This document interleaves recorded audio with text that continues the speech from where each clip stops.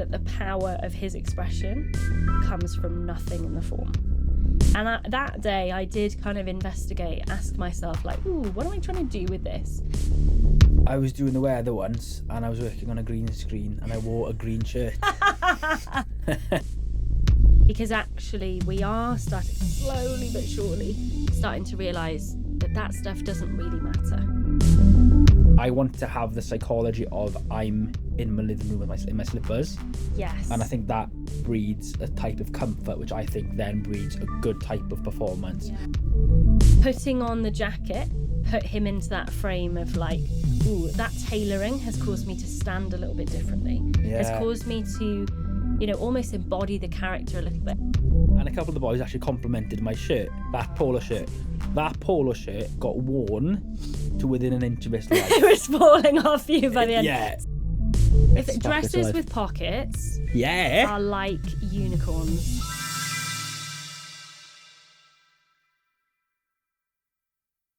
This episode is inspired by the Grinch.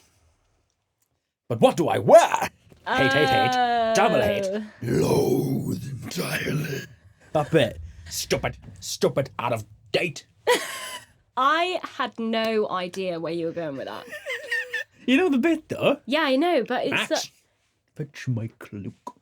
That is hilarious. But what do I wear? What do you wear? Sounds like it may be a trivial question, but I can guarantee when it comes to talking or doing a public thing, speaking, it's something that crosses everyone's mind. And I think it's one of the first things that many clients ask. Really? What should I wear? And also, the should is something interesting. What should I wear? Because I feel like there's something associated with public speaking. Yeah. Like there's some sort of unwritten rule of like, to be a public speaker, you must dress a certain way. Yeah. How do you think that, what kind of looks or... I think every single public speaking job, or any presenting job, I should say, I've ever done has always said the same thing, smart casual. And then you go, what does that mean? What is that? What does smart casual mean? And it's like, I don't know. I when it comes to... a tie, but round your head. Yeah, exactly. What is that? Brogues, no socks. Yeah, maybe. It's a bit of a sort of paradox, isn't it? Smart casual. Like a blazer with a t-shirt underneath. Like, what is that? What is smart casual? This is it. I think what's nice is there's so many people now bucking the trends of, suit and tie, heels, makeup, hair perfect, because actually we are starting slowly but surely starting to realise that stuff doesn't really matter. Doesn't. No. What I would say is, if your outfit is distracting in some way and it's not purposefully so, then that might hinder the effort that you put in when it comes to preparing for your talk. Yeah, absolutely. Because everyone has got their own style. Everyone's got their own thing they want to bring to the party. Their flair. So we would never say things like don't wear a certain like type of clothing or a certain type of brand. If that's... I think this is whenever I think of that kind of thing, I always try and think of what is actually something I would actually wear. And if it feels out of place or doesn't feel natural on you, I think that's going to come across in your performance. If you wear something that is, say if you generally dress quite extra and quite out there, and then you go and do a radio interview and you think you've got to like become more formal and not wear that wear cool colour thing, or... then I don't think that's right. I think you should wear what you actually are. So, like, for example, there's sometimes, though, where you have to think about what it is maybe you should and shouldn't wear. Like, when I've done stuff like Cardiff City announce their games, I've only done a few, but, like, if we were playing a team who were wearing yellow, for example, I wouldn't wear a yellow scarf. Or, so I do all the Scarlett games, and we're playing against, I don't know, Cardiff, who have historically worn blue. I wouldn't wear a blue scarf or a blue coat or whatever, maybe. So I think about those types of things. Or say if you were pitching to a certain company and you know their competitors' brand colour was green, you wouldn't wear green. Like, you can do things like that. When it came to, when we were doing a lot of reports around the general election time, I was told I couldn't wear a red scarf because it showed a bias to Labour. Wow, yeah. So there certain things like that, you've got to be a bit careful. But generally speaking, my rule of thumb when it comes to like smart casual is jeans, trainers. I have a lot of jackets, shirt jackets. You do have a lot of jackets. So that for me feels quite natural, and I actually feel quite comfortable wearing this kind of stuff. So I try to wear mainly this, but I think inventing a sort of uniform. You said as well about getting rid of the whole stereotype of what it means to be a public speaker and what it is you wear. But if you look at some of the most successful public speakers, like when Steve Jobs would talk about the newest Apple, whether you like Steve Jobs or you didn't, you can't deny he was absolutely at the top of his game at one of the most successful companies that has or ever will exist. And he wore black t-shirts, jeans and trainers. Yeah. Because it didn't matter. But he's Steve Jobs. And it was the efficiency, wasn't it? And actually, there was a class that I forgot about at Drama Centre where we'd go in and talk about movement and expression and self-expression and all of these sorts of things. There's this kind of common phrase that gets banded around with drama school that like they strip you up to build you back. They strip you down to build you back up. And I think what that means is peeling stuff back to a bit more neutrality, investigating why you express certain things. So I went in, I always remember there was the teacher kind of pulled a couple of us out and said, and put us in a line. And basically it went from neutral to completely outlandish. And I was completely outlandish because I had tattoos, rings on, jewelry everywhere. I was wearing a Red Nose Day top with a big face on it. I think I was wearing some sort of yoga pants. Great, obviously. I was patterns head to toe. And I remember on the other end of the scale was Lol Kana, who's actually like a really brilliant singer now. And he was just wearing a black top and grey joggers or something like that. And it was just like, actually, he knows that the power of his expression comes from nothing in the form. And that day I did kind of investigate, ask myself like, ooh, what am I trying to do with this? And I say this, sat here with a rather large statement necklace on. But now I feel like this is my choice. This is like this bit of fun. This necklace has a story or whatever. So you can also use this stuff to your advantage, right? Mm-hmm. Because this used to be, I used to joke, this was my job interview necklace. Right. So for those of you who can't see, it is a huge piece of pewter. What's pewter? Pewter's a type of metal, silver metal, with in the sort of lotus flower shape. And it's encrusted with giant Swarovski crystals that are sparkling. And it's made by one of my first ever bosses, Jill Clement, who's an incredible jewellery designer. Again, the thought and the time and the craft that's gone into making this, it isn't just like something you chuck on. She often used to say, I make jewellery that sparks conversation between strangers, and I absolutely love that. And this is what this did. So I joked this was my interview necklace because I knew they'd either comment on it, they'd have something like, whoa, that is a big necklace, or they'd be able to compliment me on it or whatever. There was an easy kind of attachment there or access point. Or when I left the room, they'd be like, I imagined them saying things like, girl with necklace, you know, because we do have those strategies, guy with glasses, guy with baseball cap or whatever. So I think what we wear can be a really good access point. It can impact the delivery of our talk, absolutely. Yeah. I'm trying to think of also, and I wonder if you have the answer to this question, what was the last great speaker? Who was the last great speaker that you saw, either online or in person? The last great speaker I saw was at an event in Merthyr Tydfil called TID Talks. And there was loads of men who did really, really, really good talks. I did one myself, but the last person on stage gives such a powerful talk, and his name is Mark. And it was one of the most incredible things I've ever seen live in the flesh. Okay, next question. What was he wearing? No idea. Not a clue.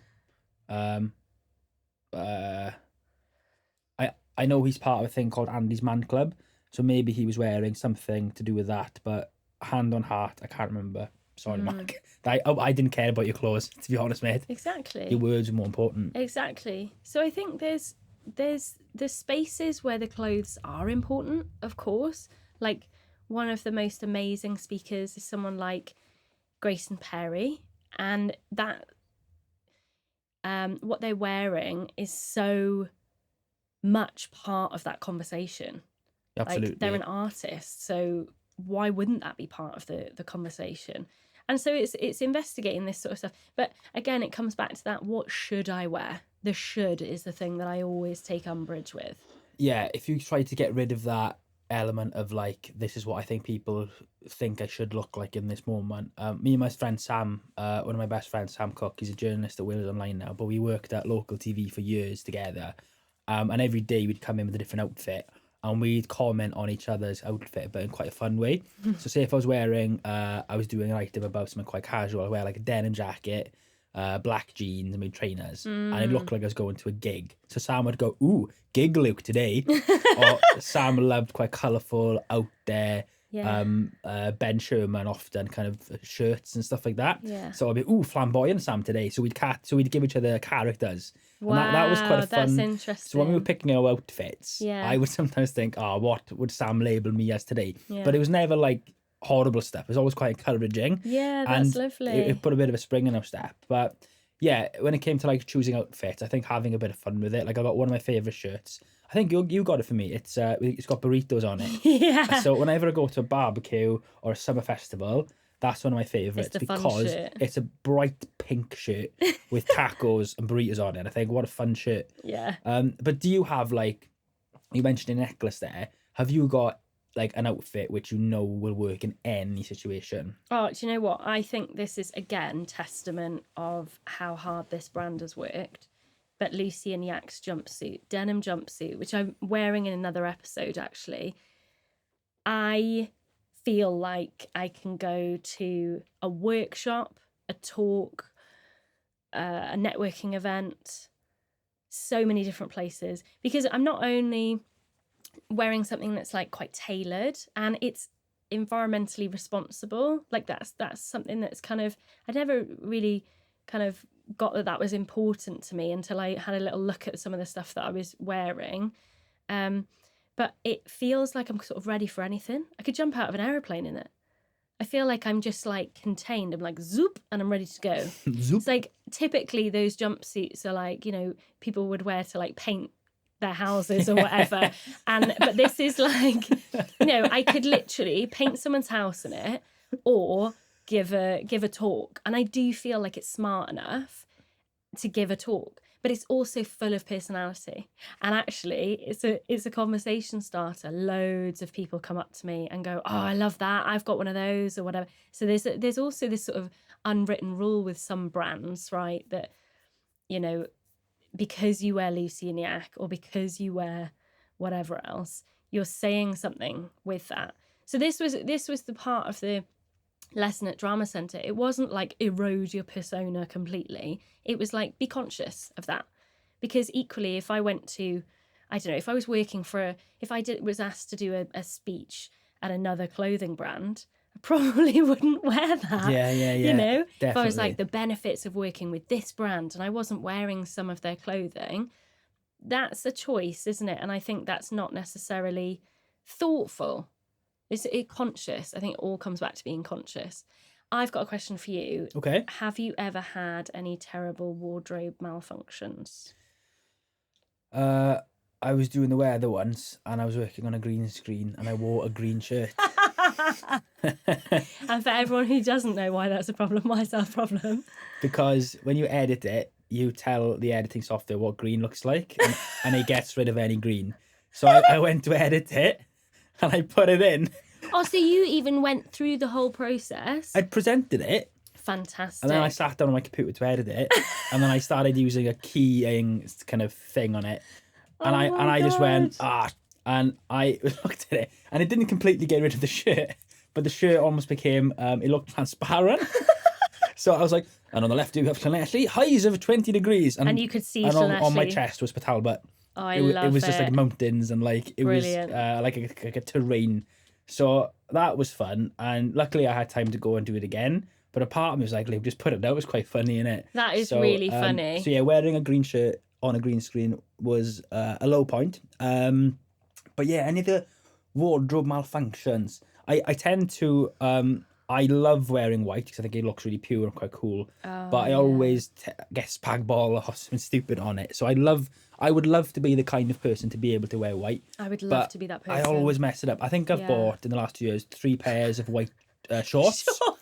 And I've ruined every pair because you look like a personal advert. You can't sit down. You can't sit down. You can't sit anywhere. But you literally look like, you know, on Purcell where they're like grass stains, coffee mugs, red wine. He's like, yeah, what else you got? Yeah. You should actually be one of those people in a Purcell ad being like, I tried and it. Oh my God. I think for one time I remember those shorts sitting in something like Vanish for a week. Yeah. And it just it's like still didn't come out. The JML. Are you scared of sitting down ever again? Exactly. Just nodding away. Oh God. But yeah, I think that was one wardrobe malfunction I had. What about you? Have you had any wardrobe malfunctions? I don't think I have, but there's probably lots en route. On the way here, actually, I bought some kimchi and I should have got a basket for my food and I didn't, and I could just feel the kimchi slide. This pot of kimchi, which is pickles, all right. This is the most bougie stain. It's bougie stain. Bougie stain. And it was just like drifting towards my chest, and I was like, no. So I had a fair amount on my jacket of kimchi juice, aka pickle juice. Have you got it out? Have you rubbed it out? It kind of just absorbed into everything else, so I was lucky then. It is part of you now. It's part of me now. I'm trying to think of any, but no, I don't think I ever have. I think tights was something that I was super nervous of in like school. Because if you had a hole in your tights, it was like, oh, that is a matter of time. That is a ticking time bomb. Ripping it off. Just ripping your tights and like you'd be nervous if you've shaved your legs and whatever and all those sorts of things. But I didn't realise that if you carried around clear nail varnish, if you just pop it on the kind of where it's starting to rip, it just dries and it stops the rip. So I've heard that with people where they are wearing tights. But again, when it comes to public speaking, it's not just reserved for boardrooms anymore. So I think there was this sort of like, that's true, how to wear heels and, you know, keep those in your car and all this sort of rhetoric. And now we're kind of stepping away from that. On the subject of heels, actually, they are quite damaging to the voice. Why? Because you're stood away from the floor with a certain tension in your feet that travels up your legs and to again, like I'm not specifically not a vocal coach. I do presentation training and things like that, you know, public speaking training. But if you were to speak to a voice teacher about heels, they'd be like, oh, Nelly, hold my beer. Because if you even think about it, how would you feel doing a talk on your tiptoes? Yeah, is it like not being able to feel grounded? Not being able to feel grounded, but also how the impact of tension, like you're locking your knees, you're carrying that tension up towards your lower abdominals where your big sound is made. So for women, you know, this kind of raises the voice. And actually a lot of, again, coming back to the what should I wear? Yeah. Often we kind of go around in trainers and then we have this big presentation and we're like, oh, whip out the heels. When do we rehearse in those heels? That's a good point. I think that's why a lot of singers do a thing where they take their shoes off. Ah, Florence the Machine, absolutely. I recently did some cartoon voiceover and I took my shoes off. Imagine if you were in heels. Ah, that would have been awful. Also, just the pure exhaustion and the fact that you probably wouldn't feel comfortable walking up the stairs. You know, there's all these kind of Oscar fails, isn't it, where they're like tripping over their dresses and stuff. It's just a bit of a nightmare. Yeah, I think it's also to do with comfort. I think when you do something like performing or singing, or obviously when it comes to maybe doing something big, like a big corporate gig, you can't take your shoes off. But I want to have the psychology of I'm in my living room in my slippers. Yes. And I think that breeds a type of comfort, which I think then breeds a good type of performance. Yeah. So I haven't really had many wardrobe malfunctions, but something that just popped into my mind. Yeah. That I was like, oh God, yeah, this is something that just popped into my mind that I just thought, yes, that is something that I am definitely aware of, is I don't wear anything that's too tight around my stomach. So, you're just saying about being comfortable. Yeah. That for me is the epitome of comfort, because my stomach is where I hold my kind of stress. And those of you who suffer with IBS will totally resonate with this. If you have tights that are too tight, they press down on your stomach and they can cause that tension to have a little bit of a kind of bout. So me and a friend joke that we have our bloated day options, which I think actually, do you know what, is really important, especially if you're menstruating and things like that. You're going through different parts of your cycle. Yeah, sure. There's different impact on the body, so not everything's going to fit you or look the same throughout each part of your cycle. Yeah. So that's another thing to consider, I would say, if you have those issues, you have someone like IBS or you're menstruating. Definitely. Yeah, that's a good point. I think that's a really good point. I think other things to bear in mind is things like sweat. So like everyone knows that grey shows sweat quite badly. So if you are someone who maybe gets a bit nervous, oops, I'm wearing grey. Don't lift your arms. But well, do you know, there's like some bat wings under here. It's obviously part of the design. Some bat wings. they couldn't be further from my armpits. Like those flying suits. See those flying suits? Flying squirrel. Yeah. Flying squirrel jumper. That's basically what my jumper looks like. So it is a grey jumper with this huge statement necklace, and it's just veering away. Sorry. I can't remember who it was. I think it was a comedian. It wasn't Lee Evans. I know he sweats quite a lot, but there was another comedian. I think he was doing stand-up and someone said, "You're sweating," and he went, "Yeah, I'm not a robot." And I thought that was quite a good comeback. Great. So even like knowing things like black and white don't show much as sweat as grey, for example, if you are someone who's worried about sweating, that's something quite handy. And a couple of things I tend to have done. So when I did a tour with BBC where I went around schools, and I was going around all over the place. And every new week I was in a different city or a different town. And I would have certain clothes just in my car, good to go. I'd have like a couple of pairs of shoes in there in the boot, or a couple of jackets I know would be quite warm, because going to some schools were there where we did the presentations and the events were in like quite warm lecture theatre kind of auditorium-y places. Other schools, they were in like quite cold. One school was really cold in like a gymnasium-y kind of area. Yeah. And I had to wear I have this like World War II aviator jacket-y kind of fake fur kind of thing. And I was wearing that inside with Jane. She's on BBC Breakfast. The two of us were wearing our coats indoors because it was so cold. And I found that I had to have a warm option, because if I get cold, everything about your voice, I think, suffers. Yeah. And if you're speaking in environments, this may not happen that often unless you do something like presenting a lot. Most people are going to be presenting most of the things like Zoom, but not always. No. Like, what if it's like in the heat, like top height of summer, and it's really warm? Have you got like a cooler outfit you've got as an option? Absolutely. So I would say it doesn't have to be in your car, but I would say have an outfit on standby and ready. Have things like, if you, I don't know, have quite bad hand sweat or like feet sweat, have a spare pair of socks. Or maybe if you are, I know it sounds a bit daft, but genuinely have a spare pair of pants just in your bag. Just, you never know, yeah? And I think just having those things to mitigate potential problems takes away any of that kind of worry, I find. I used to have a spare pair of pants in my glove box. Did you? What if ever? Well, you never know. I remember just having this like sort of palpitations going to like, where is it, like where you just have like your tires changed or something, and being like, what if they go in the glove box? I don't know why it was so thing, but it's one of those things that you might again be menstruating, and it's a really practical solution to making you feel comfortable. The other thing that just came to mind as well is if you are going through menopause and you're finding that certain activities are stressing you and heightening your body temperature, you can absolutely adopt your wardrobe to support you. Certain fabrics I know can be really sort of jarring with people when they go through menopause as well. So you can go, right, I'm just going to save my beautiful silky shirt that I know I will feel cool in, I'll feel comfortable in, I'll have that there, and then I'll also have my scarf for the kind of shivers that come after it or whatever. Absolutely. And I think that ties in as well with some people who are maybe neurodivergent when they have certain fabrics, certain clothings, and if a label is like rubbing,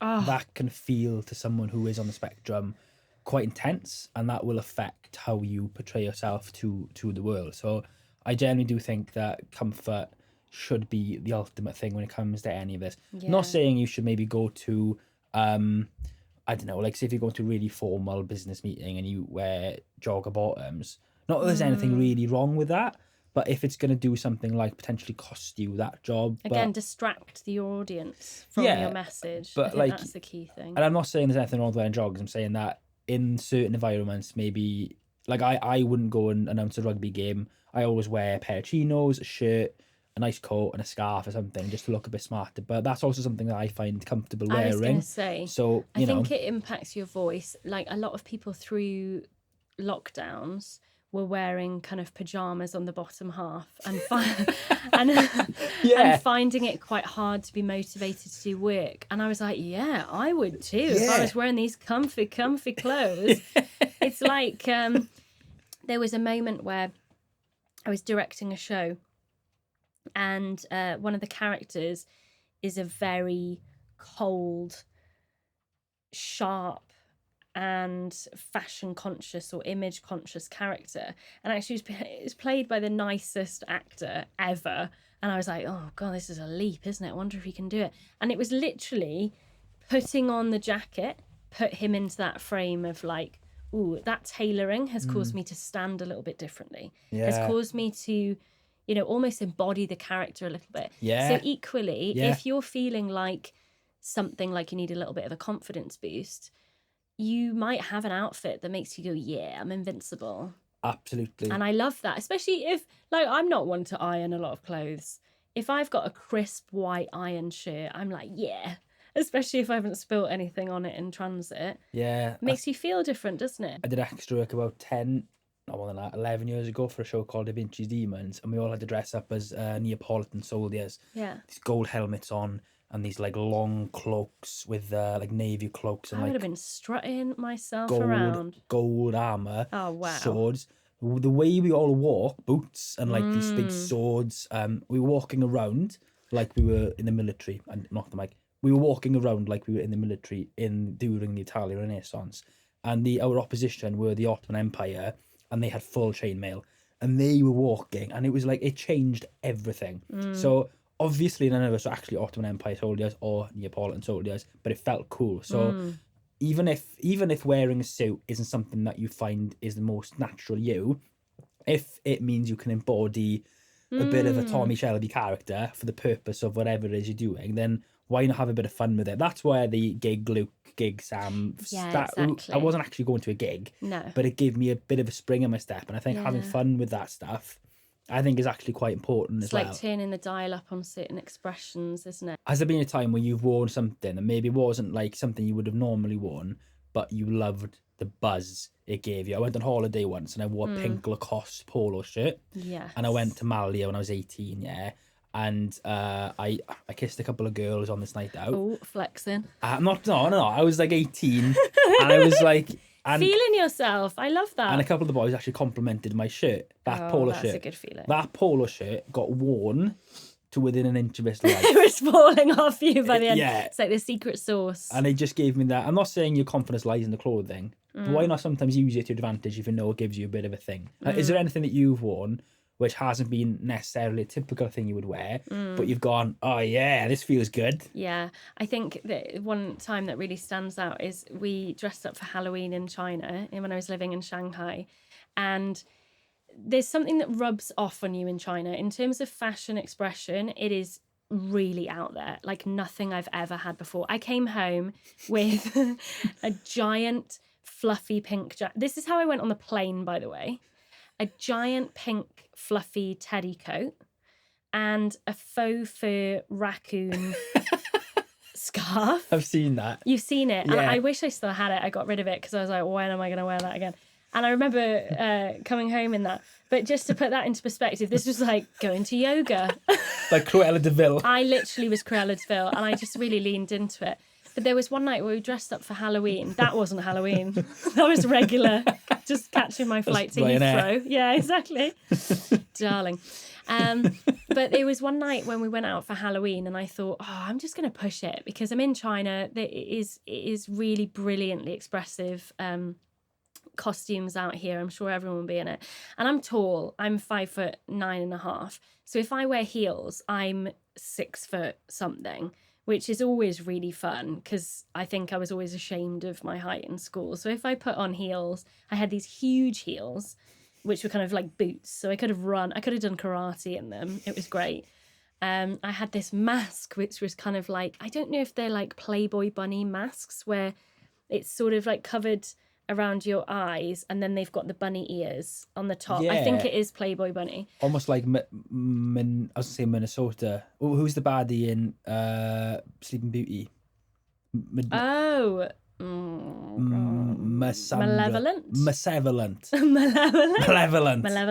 Malevolent. Let's go with malevolent. With her. It was kind of like that, yeah. And then I bought a wig. Right. So I had a long brunette wig. Right. And then just like a black dress. And I remember there was one moment where they were like, your name isn't on the list. And my God, did I make our names on the list? I was like, oh, let me tell you my size 9s. I don't know what came over me. But again, it was a costume. I was like, well, in for a penny, in for a pound. I couldn't have been like a little shy, reserved person in that get-up. Yeah. I looked like I was about to go to a stage. And that's completely opposite to what I would typically wear. I'm not like, that kind of what they would call you in school is like girly girls. I was always a kind of tomboy. Yeah. I loved kind of rough and tumble. So that for me is really putting on a character. So that was like complete extreme. Yeah. But my God, we got in. So it's obviously effective. I think my voice went down an octave and I was like, we are on the list. I think that's part of when it comes to public speaking. My another good friend of mine, Nathan Rees, always had a phrase when he played rugby. He had a phrase: "Look good, play good."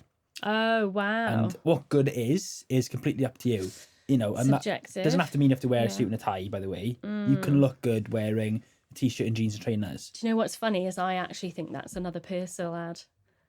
What, look good, play good? Yeah. Where they're like, get those whites, the white socks and the white kit, and it looks like very like crisp. It's probably from a Purcell ad. We're children of the 90s. I was so not very good at rugby as a child that I think I came off the pitch with cleaner kit than when I went on. Then I actually got into it a bit more as I got a bit older and I enjoyed it a bit more. But yeah, when it comes to public speaking, I think the main thing is, be comfortable. But if you want to push it and try out something new, by the way, that doesn't mean you don't. If you want to try something new, by the way, and if you think that could give you a bit of a spring in your step, like clothing is supposed to be an expression of who we are. And I think there's so much built around what we look like. And I think a lot of people sometimes buy clothes because they think that's what's trendy or what everyone else, thinks looks good. Again, the should, isn't it? Yeah. And, and I think it obviously depends on the setting in which you're doing a speech or a talk or a presentation or whatever. But I think if you feel good in what you're wearing, that will come across in your performance, won't it? That'll translate. And again, just remembering with all of that, the speed of light is faster than the speed of sound. So people will see you before they hear you. So it is that awareness of that first impression. If you've got a bold statement across your top, do you want that statement to be made? Maybe yes. Maybe no. Maybe it's taking away from what you're going to talk about. Maybe you're going to use it to subvert what the audience are thinking is going to go on. But yeah, I think ultimately the level of concern, we have to stay a bit playful with that and kind of treat things as an experiment. Dip our toes into how does this make me feel? How does this make others feel? Are they comfortable? Do they treat me with a certain level of respect, or do they hear what I'm saying easier in this versus, a really out there outfit or a massive necklace like the one I'm wearing? Have you got, Charlotte Lewis, a takeaway tip that people can take with them when it comes to what to wear in the public speaking world? Yeah, so no matter what your level of expression is, what you're deciding to wear, how neutral you want to be, whatever, please do a dress rehearsal. That's my number one tip, is to do a dress rehearsal. It might seem a bit silly. You might think, I've tried it on, that's fine. Try it on and do your talk wearing it. Because when you raise your arm a certain way, you gesture, you might notice, as we said earlier, that that label sticking in your side. Or you might notice that there's not much room, and suddenly you're sort of looking at those impulse ads where you're just bending your arms from the elbow. Or, you know, your makeup, when you're wearing lipstick, perhaps it's making your lips feel tacky and you're not able to speak as easy. Or the perfume that you want to wear feels a bit like, oh, it's actually giving me a bit of a headache. You don't want to find out all of these things on the day. So just let yourself be prepared, exactly like a runner would before a marathon. They wouldn't just put those fresh trainers on then and there. They would take them out for a run before they set off. Definitely. Can I give one anecdote to link on to that? Is that okay? When I do rugby matches, I like wearing coats with nice big pockets because I know it sounds a bit niche and a bit media, but it's somewhere I can put my microphone and I pop it in there, and then I can look at my notes, I can write stuff down, and then get it back out. It's a small little thing. No, it's but huge. It's like Love having pockets. an extra hand. Yeah, so, absolutely. Yeah. Love pockets. Yeah. Pockets, everything. Love pockets. If dresses with pockets are like unicorns. There we go. Let's design more dresses with pockets in there. Let's do that. That's why I love that jumpsuit. Pockets galore. Pockets galore. Front and back.